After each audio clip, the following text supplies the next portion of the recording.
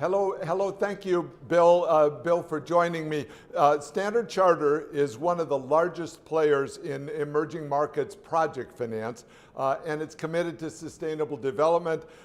Bill Winters is CEO of Standard Chartered, which is a member of the Sustainable Markets Initiative, the Task Force on Scaling Voluntary Carbon Markets, the Net Zero Banking Alliance, and GFANZ, the Glasgow Financial Alliance for Net Zero. And it's also, Standard Chartered Group is a partner with the World Bank in various areas of development finance. So Bill, I'll tell you, I was in Rome for the G20. I've been in Glasgow now for a couple of days. I've been really emphasizing and asking people about this challenge of climate finance, and we need a big pipeline of projects. Some of those parts of which will be bankable, other parts will be very expensive. And so we want to do the climate change without punishing the poor, and that's the challenge that we're setting out with. So I want to ask quite a few questions. I've got a bunch for you on how you think about these issues, the formation of a carbon credit market, and the way the quality of those credits can be assessed. How will this actually work in the real world as we try to, for example, decommission a coal-fired power plant, which is the topic of the day here in Glasgow? Welcome, Bill, and I'm interested. My first question, I guess, you're one of the biggest project financiers. How do you think about this concept I just laid out of there being bankable projects, and then quite a few of the climate projects are going to be money losers? How do we put all that together? Thanks. First of all, David, thanks very much for having me. And as you point out, we've got a pretty heavy emerging markets footprint across Asia, Middle East, and Africa. And we do a lot with the World Bank, and each of the components of the World Bank, in fact, because it's just critical as we deliver on this sustainable finance pledge that we've made, that we do this in very close cooperation with both the governments where we're operating, but also obviously the private sector, but also the multilaterals, always led by the World Bank and affiliates. Because I think without that blended approach, a lot of these very complicated and difficult projects that you refer to are in fact unfinanceable. So how do we think about it? First and foremost, I think a lot of these projects that would appear to be unfinanceable based on the straightforward economics are very financeable if you impute a proper price for carbon. And now we know that's the other hot topic of the day, apart from decommissioning old coal-fired power plants, is what is the price of carbon, and how does that price actually flow through to the economics of different projects? And if you ask different people today what the price of carbon is, I know you'll get a range from a couple of dollars a ton, which is where you can buy carbon credits today in some cases for $1.85 or $2.50 a ton. You can buy futures contracts in Chicago for $10 a ton. We led an auction through a marketplace that Standard Chartered was part of setting up in Singapore that cleared at a slightly higher price just last week. We'll be talking about that in more detail tomorrow. The European emission trading system, the price is closer to $60. And if you ask some of the people who are developing some of the technology that could really get the carbon out of the atmosphere, they may say that the price is $150 or $200 a ton. Okay, what's the price of carbon? Well, there is no single price. For the Task Force for Scaling Voluntary Carbon Markets, which I had the great pleasure of chairing for the past year, we've now handed it off to a duly appointed and independent board of directors. We set the objective of having a credible, very high integrity set of criteria for what is a qualifying carbon credit. What's a carbon credit that makes it clear there's no greenwashing going on here? This is real, either avoided emissions or reductions or removal from the atmosphere. Set a base level of what we've called core carbon principles and put an independent governance structure around that. As we finalize, or as the board, as is now constituted, finalizes those core carbon principles, I think we'll see a voluntary carbon market coalesce around those standards. I think they're irrefutable in terms of being high quality, and that is the clear mandate of the board. Once we have a liquid, transparent, and scaled market, then there's a price for carbon. And if that price for carbon is applied to the projects that you and the World Bank or MIGA or the IFC, the projects you're looking at and the projects we're looking at, the projects that capital markets are looking at, then these projects, many of them, become economic. But you have to monetize that carbon value. The only real way to monetize that carbon value today is through a carbon offset market. And that's exactly what we're hoping we can ramp up in a way that allows the money to actually change hands. And we're talking about initially billions, then tens of billions, eventually hundreds of billions of dollars flowing mostly to the developing world, not entirely, mostly into nature-based solutions, not entirely. We can talk about how some of that money can go into technology solutions as well. But you start talking about that kind of wealth transfer, making projects economic, we're in a whole different world. Okay, great. And so I'll get into the details a little bit. If we're talking about decommissioning a coal-fired electricity plant, which parts generate the carbon credit? So, for example, if someone puts solar panels on the repurposed land, do the solar panels themselves generate carbon credits by substituting for dirtier electricity? And same, if the country commits to locking in the coal that would have gone into that plant, would that count? How will those decisions be made in a carbon credit market? Yeah, there are a few basic criteria around the carbon credit market. One is the notion of additionality. So the project that may generate credits needs to take some carbon out of the environment or prevent some carbon from going into the environment that wouldn't have happened otherwise. So it's got to be, if the solar panel is actually cheaper than the next alternative source of energy, or cheaper than the coal plant, it's not going to generate carbon credits. Right? And that's, I think, one of the things that undermined the integrity of the market was that projects were being built that were going to be built anyway because they were actually the cheapest source of power, whether it was solar or wind or hydro or something else. And there should be no carbon credits for that. I think the tricky part of your question is, who gets credit for decommissioning that old coal-fired power plant? And the answer is, in terms of carbon credits, no one. Right? The act of decommissioning a dirty plant in and of itself doesn't create credits. The credits come by putting a new plant in place that has this element of additionality that can also be evidenced as permanent, so it's not going to go away. Can also be evidenced as having a meaningful and measurable impact on greenhouse gas emissions. Great. This is interesting and important, and I'm I've thought about these issues, but I'm really very interested in how you're involved in several of the key groups. So one issue, we heard the president of Colombia today and over the last week describing Colombia's move from the baseline. By 2030, they are planning to reduce by 50% their greenhouse gas emissions from the baseline. And so is that a way to generate carbon credits? What do you think will qualify in that regard? So, I mean, I think we all recognize that we all need to get to roughly 50% by 2030 if we're going to hit the science-based targets. So our net zero plan at Standard Chartered Bank also has order of magnitude 50% reductions in our greenhouse gas emissions by 2030. There's a number of ways that a country, Colombia, can do that. Obviously, it's a rainforest nation. They can monetize some of the value that's embedded in their rainforest. They can create new value by effectively extending their forest realms by planting new trees. They can also replace some of their existing fossil fuel-based power with other sources. The obvious one in Colombia would be hydropower, but of course they've got plenty of access to wind and solar as well. You'd have to look on a case-by-case basis whether those projects are additional in order to satisfy the criteria, certainly that the Task Force on Scaling Voluntary Carbon Markets has set.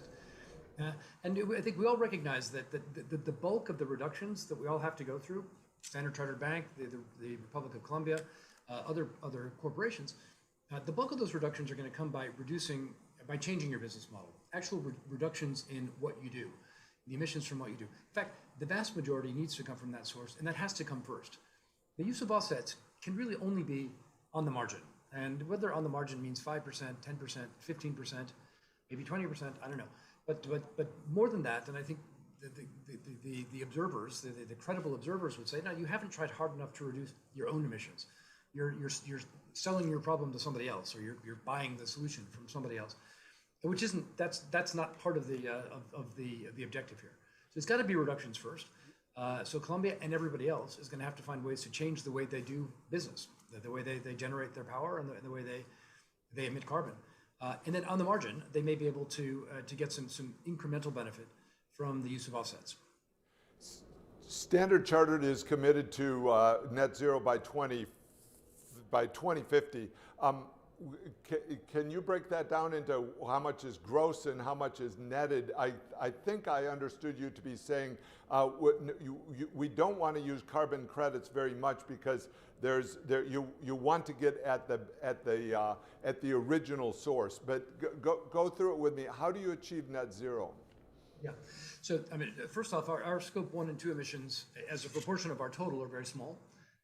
And that's that comes from our buildings and flying around and things like that, and that we have reduced significantly, and we've reduced the air travel, even independent of COVID, by roughly 20%. We'll continue to grind that down, but it's never going to be zero, and we will use offsets to offset that operational carbon load, certainly in the early years. But the net zero transition is, for us, it's almost all about our scope 3 emissions. So financed emissions, the emissions that we're taking responsibility for on the part of our clients. So we make loans. Those loans are on our balance sheet. We take a proportion of each borrower's carbon intensity themselves, and that is our baseline. So for us to get to net zero by 2050, our clients need to get to net zero by 2050.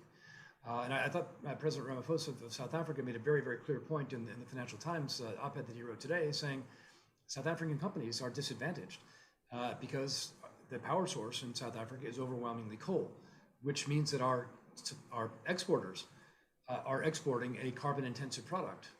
And since the people who are buying that carbon-intensive product have their own net zero commitments, a carbon-intensive economy is structurally disadvantaged. That's exactly what we're going through with our clients right now, is saying, look, your financiers are making net zero commitments, whether they're bank investors or capital market, bond investors, equity holders. The buyers of your product are making net zero commitments. So the pressure on you as a local corporation to get your own emissions down, totally independent of whether your government has a net zero commitment or not, and whether that net zero commitment is 2050 or 2060 or 2070, it's not going to matter to the people who are providing your finance and to the people who are buying your product. That, I think, is a big realization. How do we get there? Well, I mean, overwhelmingly, our clients are going to have to reduce their carbon emissions. That's going to take money. It's going to require major investments to retool a steel manufacturer or a cement manufacturer or an airline. And the job of Standard Chartered Bank and other financiers is to provide that transition finance. And from our perspective, we're quite good at this. We do a lot of it. We've been doing it for a long time. As you pointed out earlier, David, we've got a big project finance and structured finance business, which we have evolved into a sustainable finance business. And our expectation is that, in fact, what we set aside is $300 billion. We've committed to identify $300 billion of sustainable and transition financing for our clients. Obviously, that's a small proportion of the $10 trillion that the world needs, but it's meaningful nevertheless. And if we all are finding ways to bring the capital to bear to help these clients, largely in emerging markets, to identify the operational steps they can take to improve their emissions, then great. We'll be in business. But you're right in saying we're not planning on using carbon offsets for our own net zero pathway.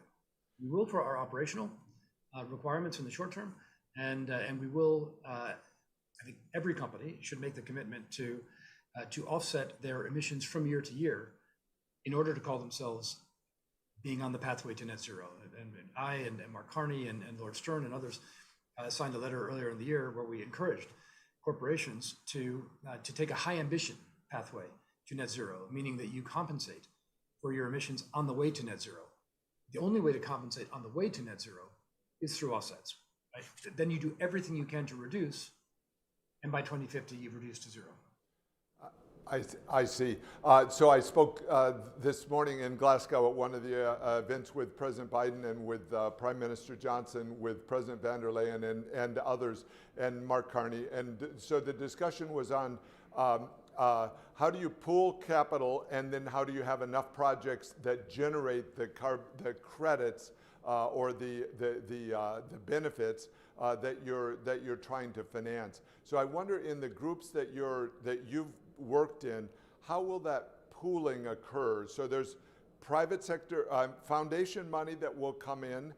There is corporate money seeking offsets or seeking to do projects that will be beneficial. The World Bank has a major role in that we can work with the governments on the policy framework and also provide some of the financing, but frankly, the World Bank's not big enough to provide a big share of the financing for even South Africa or the other major emitters in the developing world. Vietnam and Indonesia and India and China and so on are major emitters that will take more than our balance sheet. So how do you see the pooling work from the various financing sources?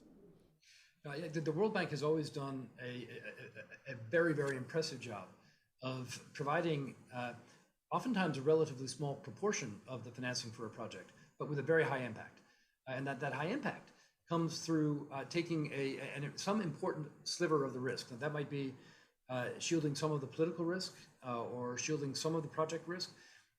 But in every case, the presence of World Bank or MIGA or IBRD, IFC has the effect of giving some credibility to a project and some assurance that there's been a proper process, proper due diligence. I think banks like Standard Chartered also provide some of that assurance. We have the technical experts on board. We've been involved with typically many similar projects in different markets. And the combination of some specialized private sector financing, like Standard Chartered or other banks, together with the World Bank or other multilaterals, perhaps facilitated by maybe an export credit agency or two from other parts of the developed world, who are providing some of the material for the underlying solar plant or the hydro plant or whatever, pooling together specialized financiers that are coming at this from a different perspective, but then parceling out the risk. And then, once the more complicated or technical aspects of risk have been dealt with, then the capital markets will come in, especially if we can get the project to be rated by credit rating agencies or something like that. And that can be where the real leverage comes in. And by leverage, I don't mean financial leverage. I mean leveraging your expertise and our expertise and perhaps others to take a project where perhaps the World Bank is only putting in 5% or even less of the capital. But and like, this is your business. You know this extremely well. You do it extremely well. This blended finance co-investing model is extremely impactful. And I can't imagine a time when it's been more necessary or more relevant than in financing some of these transition projects. You've described it as a one by one, a specific case kind of relationship. Where in the end, we're going to need, or the funders here in Glasgow are talking about trillions of dollars becoming available, and so there's going to need to be a scalability of projects. But you were describing more of a one-to-one relationship between Standard Chartered and a carbon reduction project. So I want to come back to the pooling issue. How do we put together $1 trillion? How do you envision that? That's a really good point, and I now realize that's what you were asking in the first place. I think in order to be able to pool, you need to standardize, and thankfully things like the core carbon principles that we set out with this task force on scaling voluntary carbon markets is one aspect of creating some baseline standards.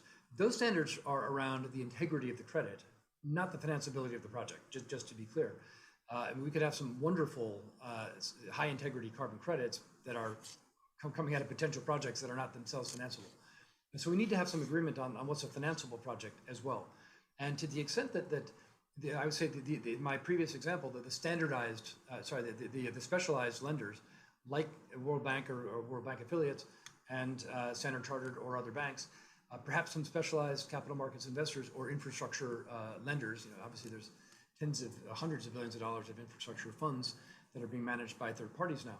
To the extent that we can agree some basic standards that would allow us to aggregate projects into a single pool and then raise capital markets financing for 70, 80% of the aggregate debt financing that's required off that standardized pool, I think we will be able to get that sort of $1 trillion scale number that you're looking for.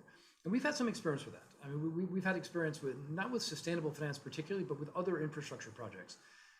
We're a shareholder in an organization in Singapore called Clifford Capital, along with Temasek and others, where we've pooled infrastructure loans, got them into a single vehicle, got that vehicle rated with a relatively small first loss tranche, so somebody who's taking the first losses that might come off that pool, with the rest being then very high quality and financed in capital markets.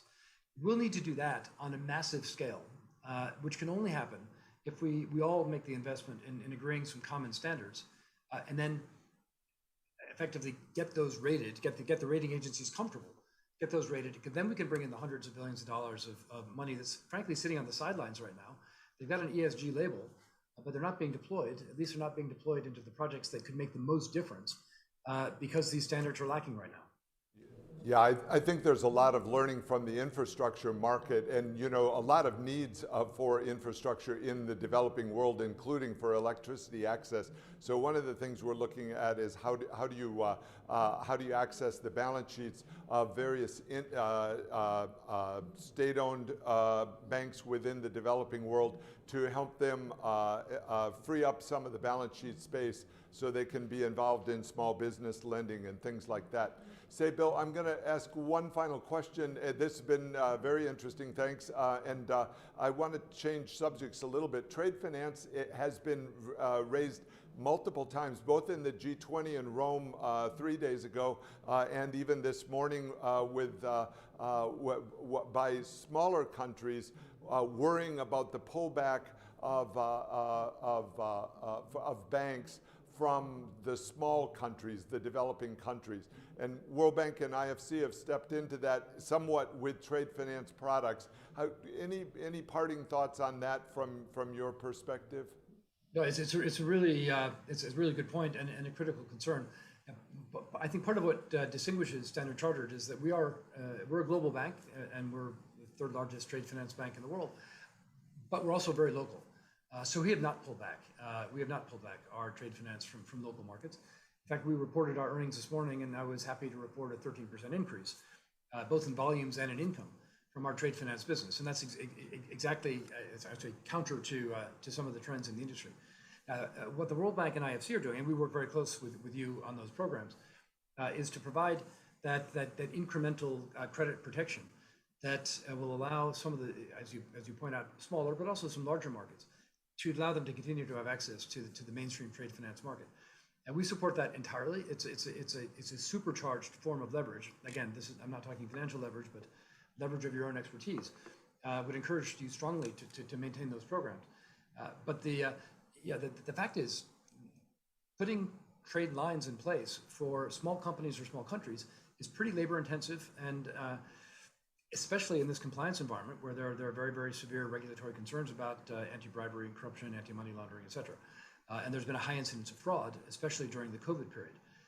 So the people who haven't invested in protections against those episodes of malfeasance are pulling back from the market. Like I say, we're not one of those.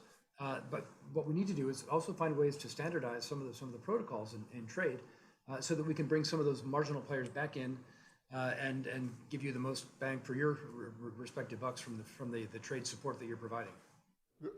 Great. We'll look forward to working closely with you, and I know my colleagues Makhtar Diop, who heads IFC, and Hiroshi Matano, who heads MIGA, enjoy working with Standard Chartered. And Bill Winters, thank you very much. Very interesting conversation. Appreciate it. Thank you, David.